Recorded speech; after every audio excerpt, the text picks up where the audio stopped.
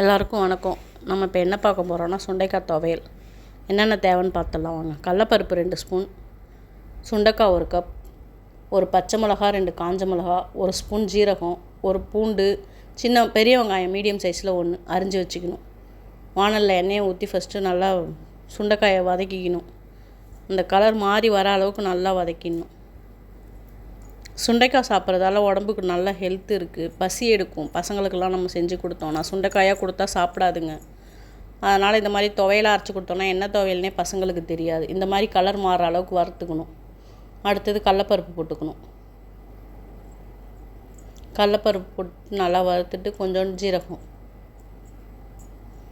ஒரு சின்ன ஸ்பூனால் 1 ஸ்பூன் ஜீரகம் போட்டால் போதும். காஞ்ச மிளகா 2, பச்சை மிளகா 1, ஒரு பூண்டு வாசனைக்கு நல்லாயிருக்கும், சின்னதாக ஒரு பெரிய வெங்காயம், எல்லாத்தையும் நல்லா வதக்கிக்கணும்.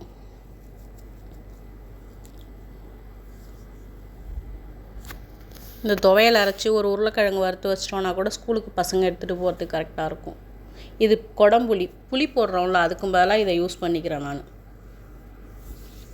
நிறைய ஹெல்த் பெனிஃபிட் இருக்குது குடம்புளி,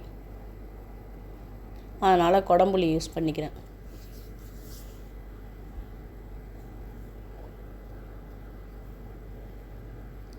ஒரு 2-3 சில்லு தேங்காய், எல்லாத்தையும் நல்லா வறுத்துடணும்.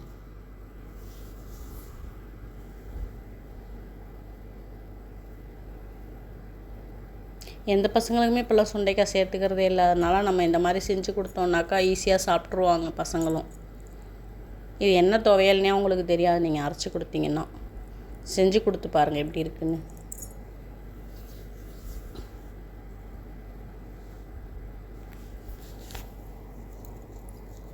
இதுக்கு தேவையான அளவு உப்பு, நல்லா வதங்கிடுச்சு எல்லாமே. இதுக்கு தேவையான அளவு உப்பு போட்டுக்கணும்.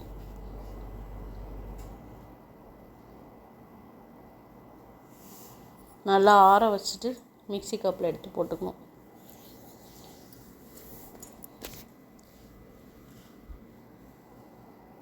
நல்லா ஒரு 1/4 ஸ்பூன் பெருங்காயத்தூள் போட்டுக்கணும். இந்த மாதிரி நல்லா நைஸாக அரைச்சிக்கணும். நல்லா சுடு சாதத்தில் போட்டு நெய்யோ இல்லை நல்லெண்ணெய்யோ ஊற்றி சாப்பிட்டோன்னா டேஸ்ட்டு சூப்பராக இருக்கும். செஞ்சு சாப்பிட்டு பாருங்கள், எப்படி இருக்குன்னு கமெண்ட் பண்ணுங்கள்.